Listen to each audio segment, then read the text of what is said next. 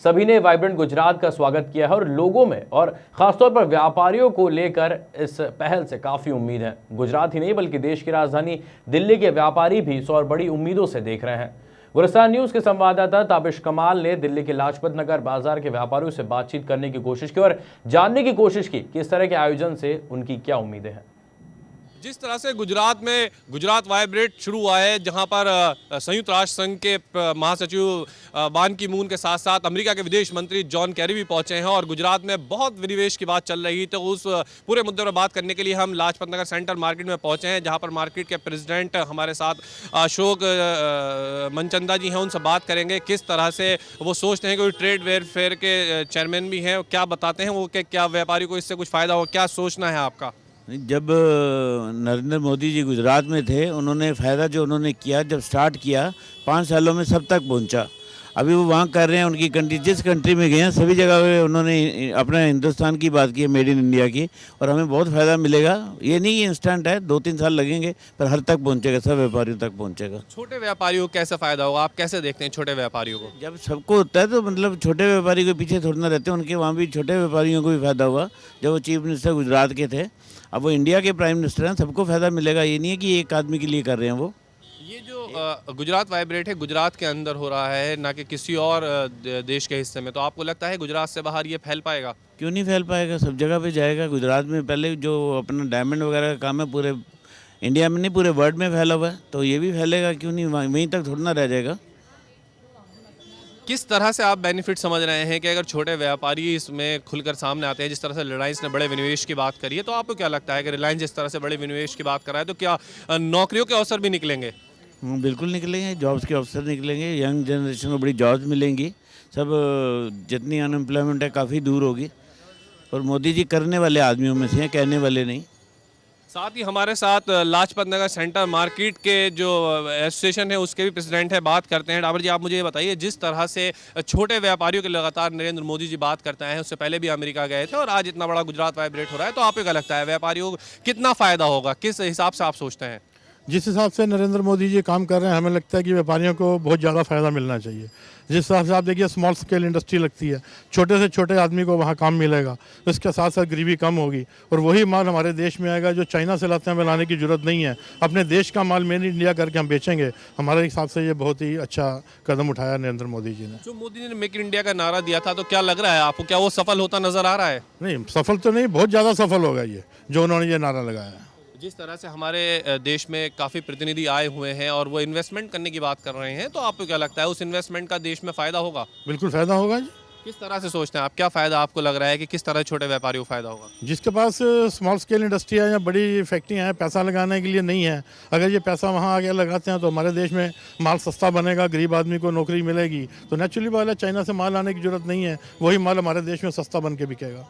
तो कहीं ना कहीं छोटे व्यापारियों के साथ आम जनता को भी आपको लग रहा है कि फ़ायदा होगा? जब माल हमारे इंडिया में बनेगा, बाहर से नहीं आएगा, तो जनता को तो फ़ायदा होगा ही।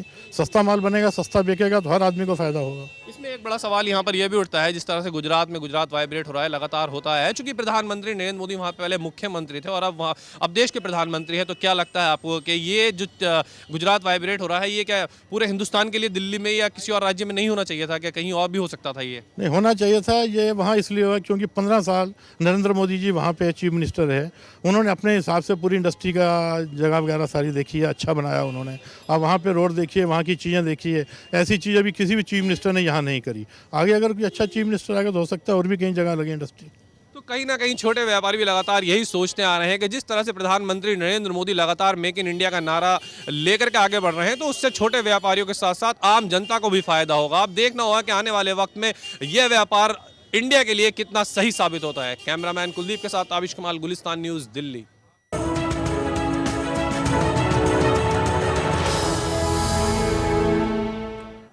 तो इस बातचीत के दौरान आपने देखा कि देश की राजधानी दिल्ली में जो व्यापारी वर्ग है वो किस तरह की उम्मीद लगाकर यहाँ पर बैठा हुआ है। जो बड़े व्यापारी वर्ग है उसकी तो चलिए बात छोड़ देते हैं, लेकिन जो छोटे से छोटा व्यापारी है उसमें भी उम्मीद है, यहाँ पर उसमें भी एक आशा है कि वाइब्रेंट गुजरात जैसे आयोजन जो है, और या फिर जो एजेंडा है प्रधानमंत्री नरेंद्र मोदी का, make in India, make for India, क्योंकि कॉस्ट ऑफ प्रोडक्शन कम करने की कोशिश यहाँ पर की जा रही है और ये बहुत सीधा सा फंडा है यहाँ पर। अगर उत्पादन देश में ही होता है तो जाहिर सी बात है उसका जो लागत है, जो कॉस्ट ऑफ प्रोडक्शन है वो भी कम रहेगी और जनता के ऊपर कम से कम बोझ यहाँ पर आएगा।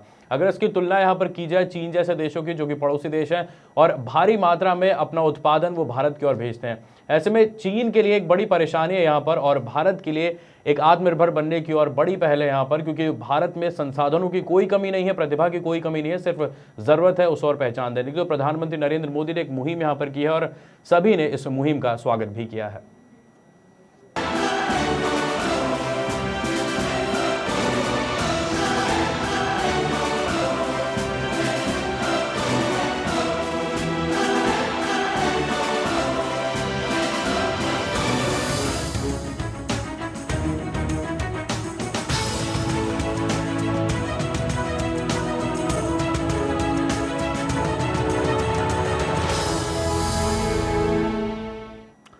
तो सिर्फ देशवासी नहीं बल्कि विश्व स्तर के तमाम बड़े नेताओं ने इसमें शिरकत की और ख़ास तौर पर इस पहल का स्वागत किया है।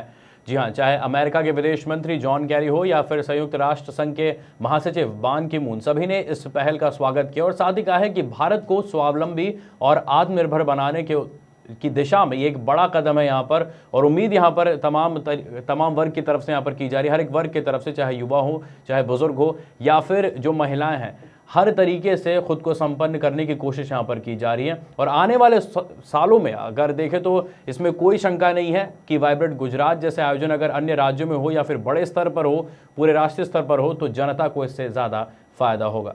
तो इसी के साथ प्राइम टाइम डिबेट में आज के लिए बस इतना ही। मुझे दे इजाज़त, नमस्कार।